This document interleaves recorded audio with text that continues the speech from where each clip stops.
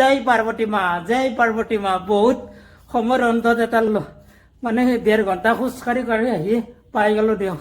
ইয়াতে পাৰ্বতী মাক দৰ্শন কৰিব আহি অৱস্থা চাওক, শিলৰ ওপৰতে শুই দিলোঁ।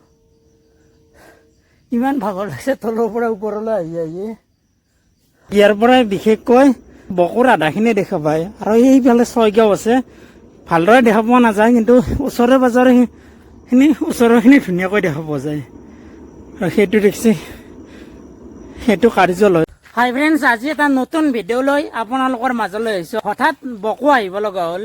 ইয়াৰে এখন প্ৰাকৃতিক সৌন্দৰ্যৰে ভৰপূৰ অতি প্ৰাচীন মন্দিৰ য'ত আমি গৈ আছোঁ। বলকচোন এই মন্দিৰটো দেখুওৱা। হাই ফ্ৰেণ্ডছ, নমস্কাৰ and welcome to my YouTube channel and Facebook page.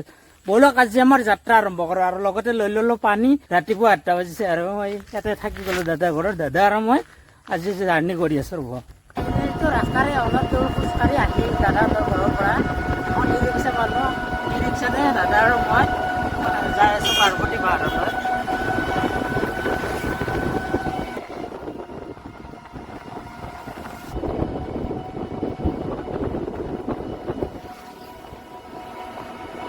এতিয়া মই আহি পাই গ'লোঁ বকৰ ইতিহাস প্ৰসিদ্ধ পাৰ্বতী দেৱীৰ থান। আৰু এই দেৱীক আজি মই দৰ্শন কৰিব গৈ আছোঁ। আৰু এতিয়া মানে 7টা বাজি গ'ল ৰাতিপুৱা। আৰু ওচৰতে আছে গণেশ ভগৱানৰ মূৰ্তি এটা। আৰু এইটো কাৰ্তিক হ'ব যেন পাইছোঁ, কি হয় কমেণ্ট কৰি জনাবচোন। আৰু এতিয়া বলকচোন ইয়াৰ ভিতৰলৈ গৈ আছোঁ। ইয়াতে বিশেষকৈ চেগুন গছৰে ভৰপূৰ, ইমান চেগুন আছে। আৰু ইমান ধুনীয়া এটা পৰিৱেশৰ মাজত এই মন্দিৰটো অৱস্থিত। বিশেষকৈ বকো অঞ্চলৰ বাবে এই মন্দিৰটো বিৰাট গৌৰৱৰ বিষয়, কাৰণ এই মন্দিৰটো ইমান ধুনীয়া এটা প্ৰাকৃতিক পৰিৱেশ। পাৰ্বতী পাহাৰৰ ওপৰত পাৰ্বতী কোঠা আছে। তলৰ পৰা সমতলৰ পৰা ওপৰলৈ 1500 ফুট উচ্চতা। কিন্তু 1500 ফুট উচ্চতাত মৰ্ণিং ৱাক কৰে, 3-4 বাৰ আপ ডাউন কৰে। আচৰিত কথা।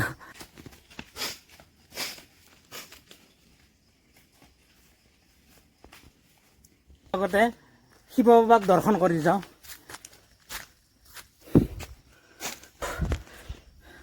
দৰ্শন কৰিব গৈ আছোঁ। ৰ'ব,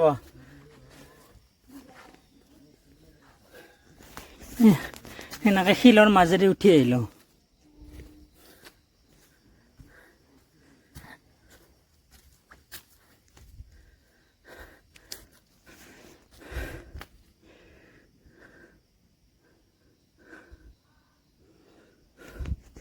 বিশেষকৈ এইটো শিৱ বাবা আৰু পাৰ্বতী ধুনীয়া আঁকিছে, মানিব লাগিব। কিন্তু এটা প্ৰকাণ্ড শিলত ইমান ধুনীয়াকৈ আঁকিছে।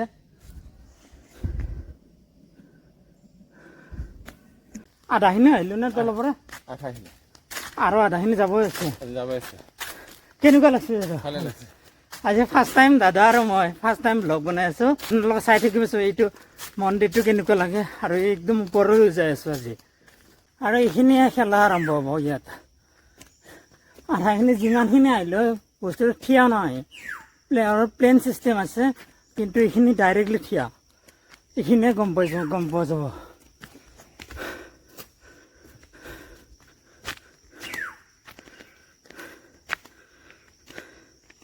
এইফালে মানে খটখটি নাই, এইফালে খটখটি নাই।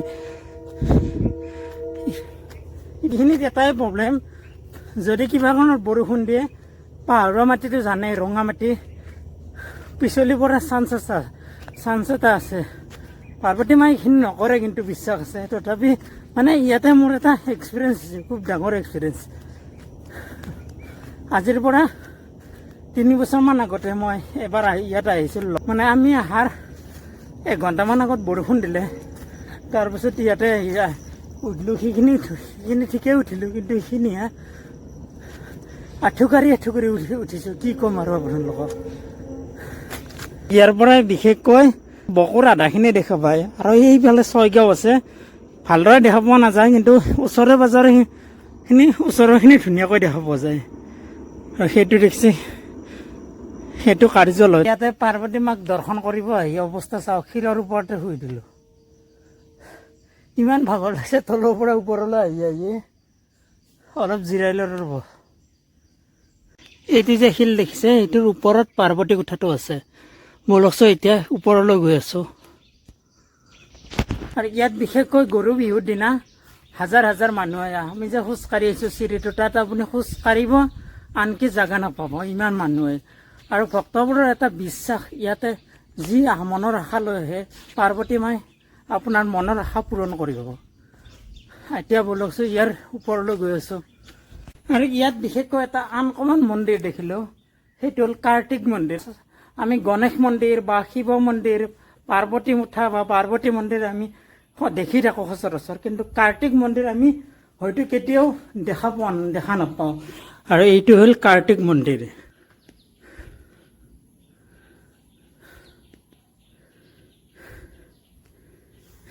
ইয়াত বা কি হয় নাজানো কিন্তু ইয়াতে কি হয় দাদা মানুহ বহাৰ কাৰণে আৰু ইয়াতে মানুহ বহাৰ কাৰণে ধুনীয়াকৈ ব্যৱস্থা কৰিছে এতিয়া ফাইনেলি আমি মন্দিৰৰ একদম প্ৰৱেশ পথ পাই গ'লোঁ আৰু এই প্ৰৱেশ পথৰ মূল গেটতে ইফালে এটা প্ৰকাণ্ড শিল আৰু ইফালে এটা প্ৰকাণ্ড শিল আছে এইটো মাজেৰে গুহা ছিষ্টেম আছে ইফালে যাব পাৰি যদি যাই ওপৰে উঠি আৰু আমি এইফালেদি নাযায় এইফালেদি গৈ আছোঁ ৰ'ব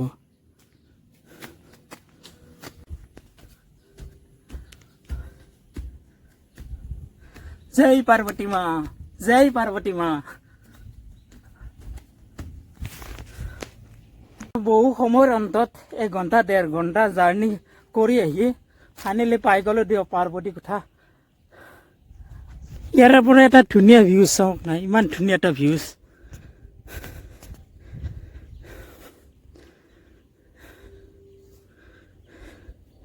ইমান ধুনীয়া এটা ভিউজ চাওক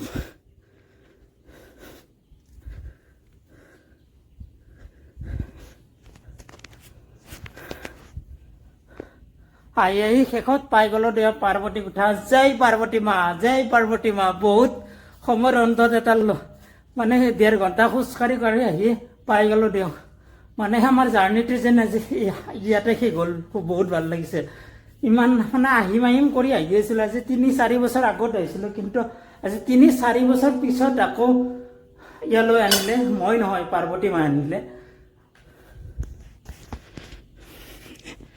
এইটো হ'ল পাৰ্বতী কোঠাৰ মূল মন্দিৰ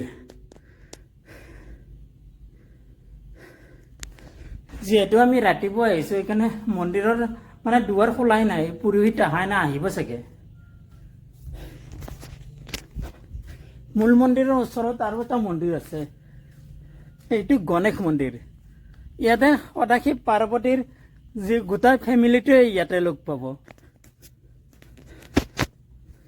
জয় গণেশ বাবা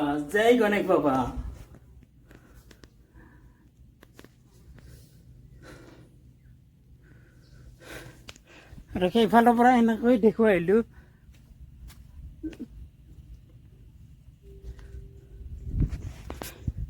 ইয়াৰে এটা ধুনীয়া ভিউজ দেখুৱাই আছোঁ এটা ধুনীয়া ভিউজ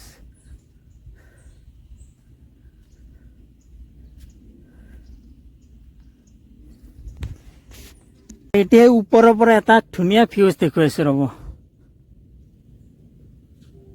এই ইতিহাস প্ৰসিদ্ধ মন্দিৰটো দক্ষিণ কামৰূপৰ বকো চহৰৰ পৰা প্ৰায় 4 কিলোমিটাৰ দূৰত উত্তৰ পশ্চিম দিশত অৱস্থিত বিশেষকৈ আমি যদি পাৰ্বতী মাৰ বিষয়ে ক'ব যাওঁ পাৰ্বতী আছিল দক্ষৰ জীয়াৰী আৰু ভগৱান শিৱৰ পত্নী আৰু তেওঁৰ 2টা ল'ৰা আছিল কাৰ্তিক আৰু গণেশ